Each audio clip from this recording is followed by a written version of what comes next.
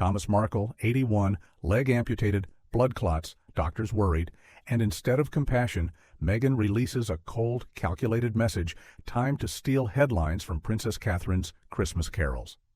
This is brutal. Stay with us. Good evening and welcome to Royal Daily Report.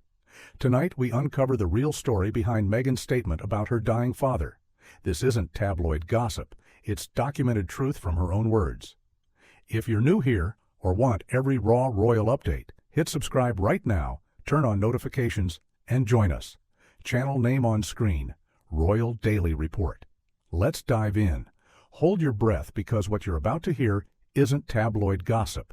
It isn't social media speculation. This is a statement released by the Duchess of Sussex herself at a moment when silence would have been mercy. At a moment when her father lay fighting for his life in an ICU halfway around the world, and instead of compassion, instead of reconciliation, Meghan Markle delivered what may be the coldest, most calculated move of her career.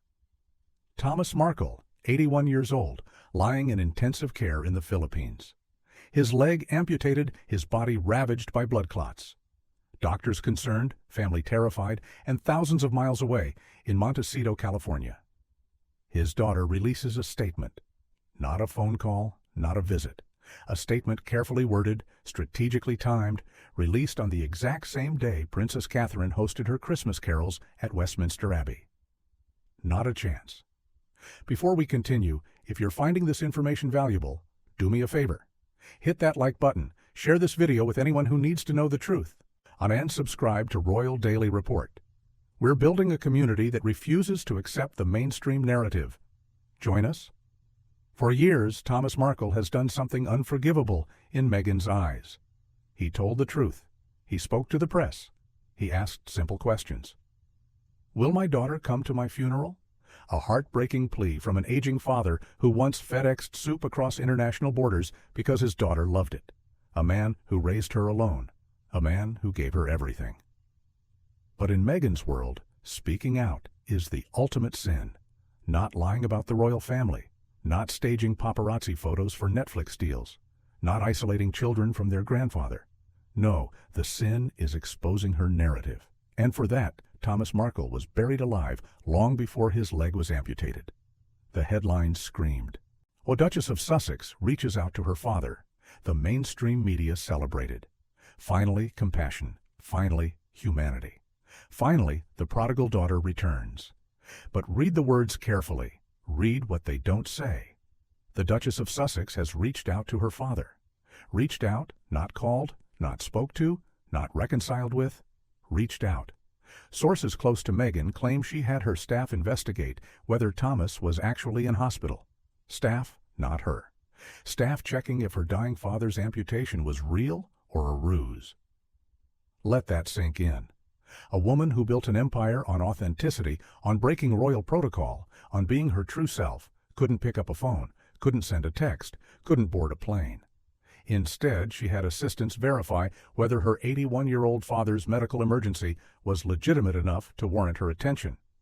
And when the press tried to get more information, no further comment because there was nothing further to say. She hadn't reached out. She'd done the bare minimum to control the narrative, while her father's life hung in the balance. But Meghan didn't stop at silence. She went further. The statement released wasn't just about reaching out. It was about blame. It was about making sure the world knew that whatever happened to Thomas Markle, it was his own fault. The carefully worded message made it clear. Thomas should have listened to Meghan's pleas. He should have stopped talking to the press. He should have stopped making money from her fame. Never mind that Meghan built her entire brand on being the Duchess of Sussex. Never mind the Netflix deals, the Spotify contracts, on the lifestyle brand selling $20 jam jars with a royal-adjacent name. No, the problem was Thomas, the dying man in the ICU, the man who once had 2 heart attacks the night before her wedding and still got accused of staging a paparazzi scandal for money. The man who raised her alone while her mother was absent for years. That man was the problem. The statement came with a kicker. Meghan has been trying to reach out since 2018. A lie so bold even Oprah couldn't sell it, because we all watched that interview. We all heard Meghan say she lost her father. We all heard Harry claim Thomas chose the tabloids over his daughter. Now suddenly, she's been trying for 6 years. Which version is true, Meghan? We're going deeper into this story, but first I need your help. Royal Daily Report only grows because of viewers like you. If you believe in honest royal reporting, subscribe now. Turn on that notification bell, because the stories we're breaking you won't find anywhere else. Here's what makes this move particularly brutal. The statement dropped on December 6th, the exact same day Princess Catherine hosted her annual Christmas carol service. A beautiful, emotional event celebrating community, family, and togetherness. Catherine glowing, her children radiant, the British public moved, and Meghan couldn't let that stand. So she released a statement about her dying father, not to reconcile, not to apologize, but to steal headlines, to remind the world that she exists, to frame herself once again as the victim. Because even as her father fights for his life, it's still about her. The worrying state of Thomas's health is no doubt bringing back painful memories for Meghan, who faces the impossible feat of navigating a deeply complicated relationship with her father on the world stage. Read that again. Her father lost his leg. Her father is in intensive care. And the story is about Meghan's painful memories, about how hard this is for her, about how complicated her life is, not about Thomas. About Meghan, Thomas Markle will die without seeing his daughter again. That much is clear. Meghan has made her choice. She made it years ago when she cut him off after the wedding. She made it again when she told Oprah she had no father. And she's making it now, releasing statements through publicists instead of boarding a plane to the Philippines. And the mainstream media, they're complicit. Royal experts like Roya Nika. The narrative. Sources close to Meghan say she's tried to reach out since 2018. A lie repeated so often, it becomes truth. GB News, Talk TV, even the Mirror framed this as Meghan finally doing the right thing. But Thomas Markle Jr., Meghan's estranged half-brother, sees through it. He's begged her publicly to show compassion. He's called her controlling. He's warned that she will discard Harry the moment his titles are stripped. And he's right, because Meghan doesn't do compassion. She does branding. Without the royal connection, what is she? Without the Duchess title, who hires Rachel Meghan Markle? Nobody. And she knows it, which is why she clings to Duchess of Sussex on every contract, every press release, every jar of overpriced jam. Her father understands this now. In his final interviews, he said it plainly. I wish her no ill will. My door is always open. I love all my children. A father's unconditional love, a love Meghan will never return. This isn't just about one statement. This is about a pattern, a woman who ghosts her entire family, then plays victim when they speak out. A woman who demands privacy while selling her life story to Netflix. A woman who preaches compassion while her father dies alone in a foreign country. Even psychopaths are smarter than this. Even the coldest manipulators know when to stay silent. But Meghan couldn't help herself. She had to release that statement. She had to control the narrative one more time. She had to make sure the world knew Thomas Markle is the villain. Meghan Markle is the victim. But here's the truth. The statement reveals Meghan Markle has already buried her father. She grieved him years ago, if she's even capable of grief.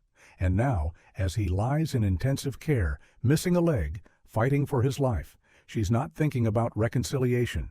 She's thinking about headlines, about timing, about making sure Princess Catherine doesn't steal her spotlight. That's who Meghan Markle is, not a duchess, not a humanitarian, a brand manager. And when the brand requires sacrificing your dying father on the altar of public relations, so be it. Thomas Markle once asked a heartbreaking question. Will my daughter come to my funeral? The answer is no. She won't, because attending would require humility. It would require admitting she was wrong. It would require putting someone else first. And Meghan Markle doesn't do any of those things. So Thomas will die in the Philippines alone, estranged, wondering what he did wrong. Wondering why the daughter he raised, the daughter he spoiled, the daughter he FedExed soup to, couldn't find it in her heart to call him one last time. And Meghan, she released another statement, carefully worded, strategically timed, blaming him for his own death, reminding the world that she tried, that she reached out, that she's the real victim.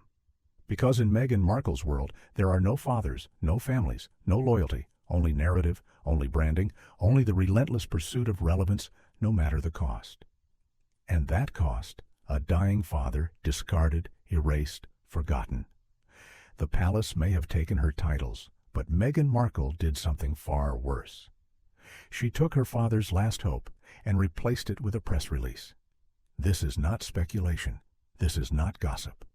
This is the documented truth of a statement released while a father fought for his life. And history will remember which one of them showed mercy. That's our report for today. This is Royal Daily Report, where we bring you the truth the mainstream media won't touch.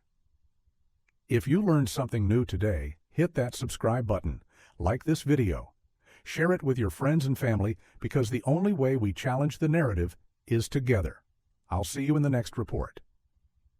Until then, stay informed, stay critical, and never stop questioning what you're told. Royal Daily Report, signing off.